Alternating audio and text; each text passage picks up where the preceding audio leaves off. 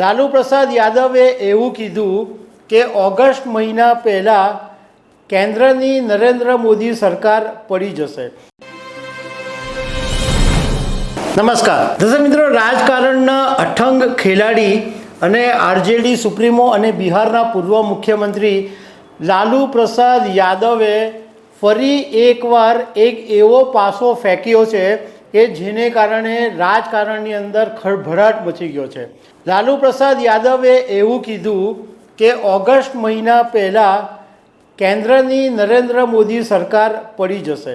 હવે લાલુ પ્રસાદ યાદવે આવું શું કામ કીધું એના વિશે હું તમારી સાથે વાત કરીશ। મારું નામ રાજેશ શાહ છે અને તમે જોઈ રહ્યા છો ખબર છે .com। દર્શક મિત્રો, આરજેડી સુપ્રીમો લાલુ પ્રસાદ યાદવ અવનવું અને વિચિત્ર બોલવા માટે જાણીતા છે અને કંઈક એવા પાસા ફેંકી દે કે જેને કારણે રાજકારણમાં તો ખળભળાટ મચી જાય, પરંતુ સામેવાળી પાર્ટી પણ ટેન્શનમાં આવી જાય।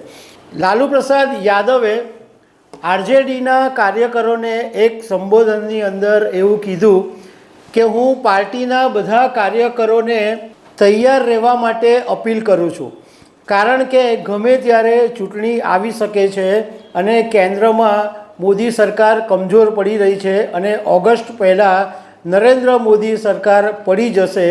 આવું નિવેદન લાલુ પ્રસાદ યાદવે આપ્યું।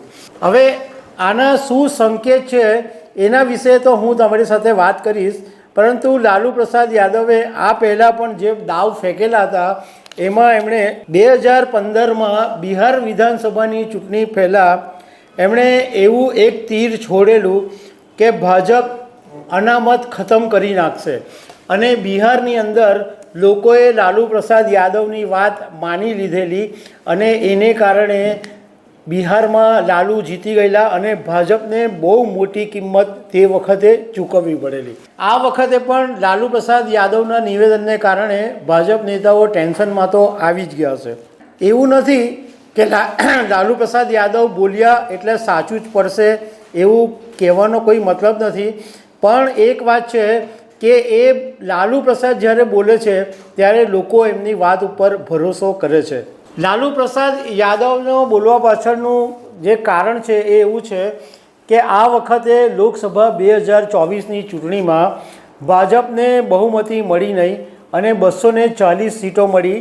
લોકસભામાં બહુમતી માટે 272 સીટોની જરૂર પડે, એટલે ભાજપે આ વખતે ના છૂટકે એની જે સહયોગી પાર્ટીઓ છે એ એનડીએ ગઠબંધનની અંદર સરકાર બનાવવી પડી અને એની અંદર ખાસ સપોર્ટ લેવો પડ્યો ટીડીપી જે ચંદ્રાબાબુ નાયડુની પાર્ટી છે અને જેડીયુ નીતિશ કુમારની પાર્ટી છે, એ બેનો ખાસ સહયોગ લેવો પડ્યો અને બીજી બધી નાની નાની પાર્ટીઓના સહયોગથી એનડીએ સરકાર બની। એટલે લાલુનું માનવું એમ છે કે આ જે બે પાર્ટીઓ છે એમાંથી કોઈ એક નીકળી જશે અને એ રીતના કેન્દ્રની મોદી સરકાર પડી જશે।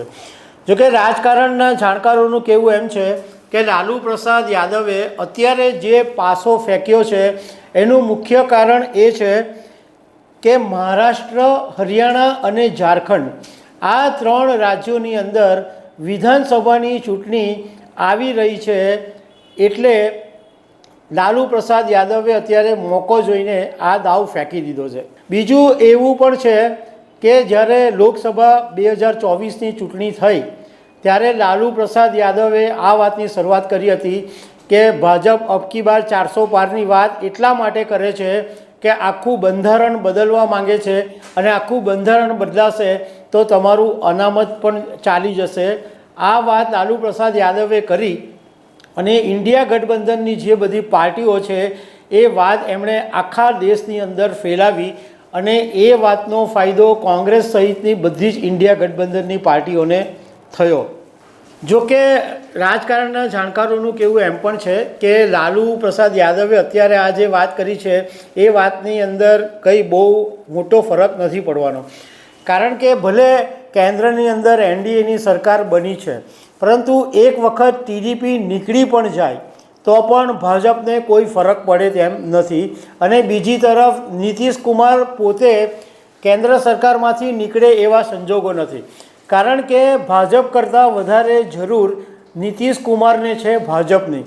એનું કારણ એવું છે કે એક તો નીતિશ કુમારની જે ઘણા સમયથી માંગ છે કે બિહારને સ્પેશિયલ દરજ્જો મળે અને જો સ્પેશિયલ દરજ્જો જોડતો હોય તો કેન્દ્ર સરકારની સાથે રહેવું જરૂરી છે.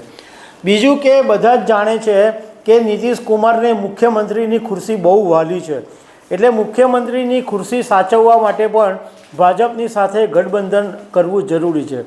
જો કે નીતિશ માટે એ વાત પણ એટલી જ સરળ છે કે ધારો કે ભાજપ ખસી પણ જાય તો પણ આરજેડી સહિતની બીજી બધી પાર્ટીઓ નીતિશને સહયોગ આપવા માટે રાહ જોઈને બેઠી છે. એટલે નીતિશને જોવા જઈએ તો બંને હાથમાં લાડવા છે, પરંતુ અત્યારે એવા કોઈ સંજોગો નથી કે તાત્કાલિક ટીડીપી કે જેડીયુ કે કોઈ બીજી પાર્ટીઓ એનડીએ સાથેનું ગઠબંધન તોડી નાખે. પણ લાલુ પ્રસાદ એવા ખેલાડી છે કે કંઈક ને કંઈક મુમરો મૂકતા રહે છે. તો દર્શક મિત્રો, આવી અનેક વાતો સાથે અમે તમને મળતા રહીશું. Thank you very much.